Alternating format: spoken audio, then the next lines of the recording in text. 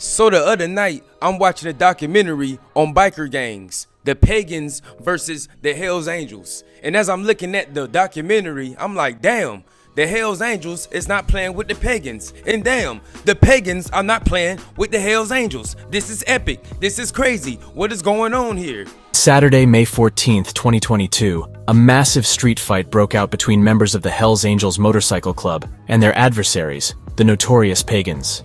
The battle seemed like something out of the TV show Sons of Anarchy, as over 30 bikers clashed in a brutal showdown that left casualties on both sides.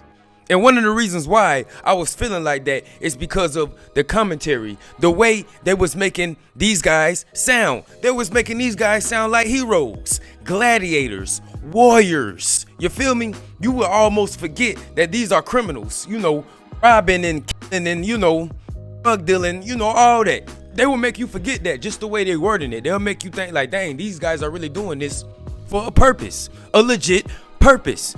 Now, while this brawl initially appeared to investigators as a one-off incident, it was in fact just one small skirmish that was part of a far larger war for supremacy that had consumed both gangs and locked them into a series of bloody retaliations and reprisals that neither side would back down from. You feel me? And as I'm looking at it, I'm thinking to myself like, damn, I don't feel like this whenever I'm watching, documentaries or think pieces on, inner city gangs or, street gangs. Like real talk, it's a double standard that doesn't get talked about enough. As a civilian on the outside looking in, I can't help but realize the double standards in society. For example, society's opinion on inner city gangs. Look at them with their colors, hand signs, group loyalty, and criminal activity. Lock their asses up, threatening to the community and menaces to society. Which is true, I agree. But the biker gangs, for example, society's opinion on the biker gangs. Look at the letter vest. So cool. Real life rebels. Let's make a documentary about them and put it on the History Channel. The History Channel. It's a brotherhood with mystique code and outlaw charm. Inner city gangs are little hoodlums that need to get scared straight, while biker gangs are sons of anarchy sweeping America off its feet with top-notch TV show production.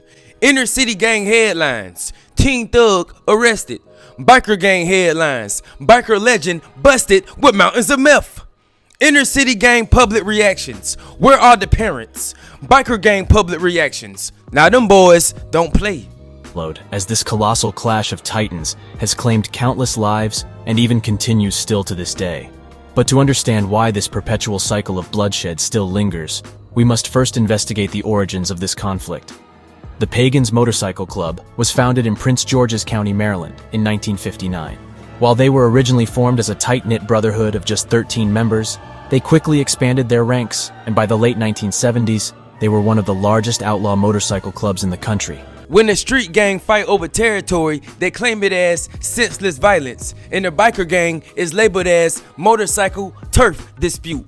When the street gang is performing gang initiation, they label it as criminal indoctrination, but in the biker gang, it's called a brotherhood bonding ritual.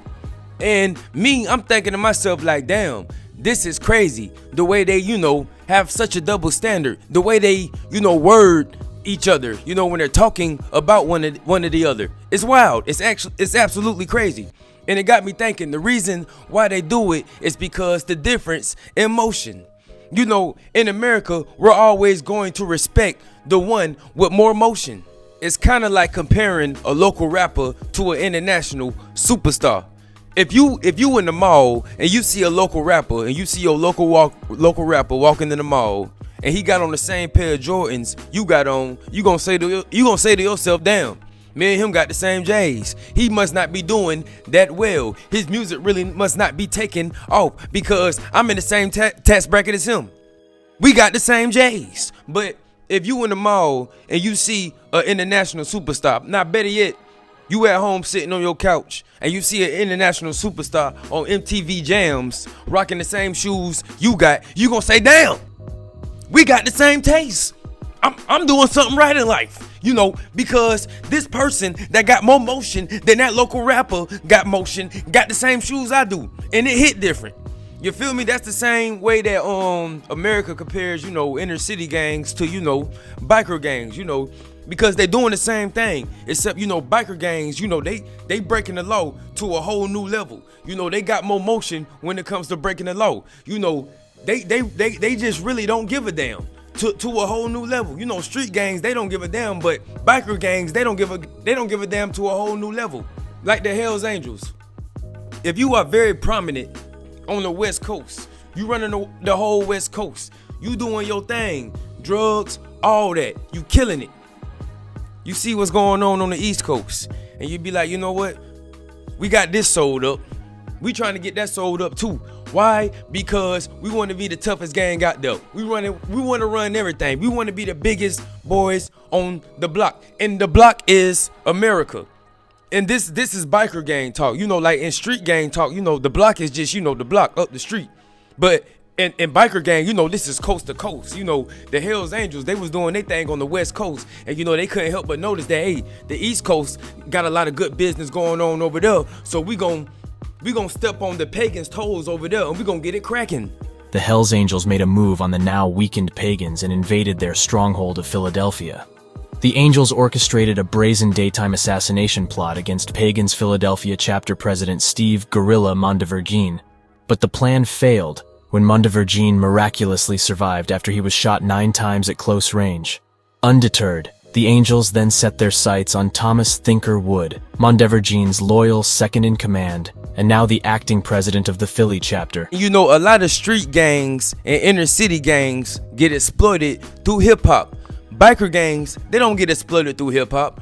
You know, like, when it comes to, you know, this inner city gang or this street gang, they gonna have some type of, you know, hip-hop artist that's emerging on the music scene, that's taking over the music scene. Next thing you know, something tragic is happening to this artist. You know, they either get unalive or they get locked up. You know, it's just always just like a tragic story. And then, you know, like, once this start happening so many times, America's going to start looking at the gang culture like, dang, what's the point of this? We really seeing this too many times. This artist, he's reaching success. He finally makes it out the trenches. Then all of a sudden, he's, you know, down bad on his luck because of his gang. You know, like, that has happened numerous times in the hip hop culture. And, you know, like, once something like that has happened numerous times, you start to look at the situation in a clown type of light. But that doesn't happen in biker gang, you know, culture. You know, you don't hear about this emerging hip-hop artist coming from the Hells Angels. You don't hear about this emerging hip-hop artist coming from the Pagans and, you know, just coming out, you know, with a tragic story. And, you know, like, nah, we just don't hear about that. You ain't about to just see, you know, like, some hip-hop artists representing the Hells Angels, you know, on, you know, one of these hip-hop platforms, you know, self-snitching on themselves and all that type of stuff. We just don't see that. I'm thinking that has a lot to do with, you know, the way they differentiate the commentary when they're talking about biker gangs and street gangs. Like, bro, the way they talk about these biker gangs in these documentaries, it be like this. The Pagans and Hell Angels started having serious problems around the 1960s to the early 1970s. The tension really heated up in the 1970s when both gangs were expanding and trying to control the same territories, especially on the East Coast of the United States. The first named major clashes happened in places like New Jersey, Pennsylvania, and New York, where both clubs were trying to dominate the biker scene and illegal businesses. In the 1970s and 1980s, New Jersey became a hot zone because both gangs wanted control of northern New Jersey and parts of the Jersey Shore. The Pagans were homegrown on the East Coast and already had a stronghold there. The Hells Angels were trying to expand from California into the East Coast, which led to turf battles.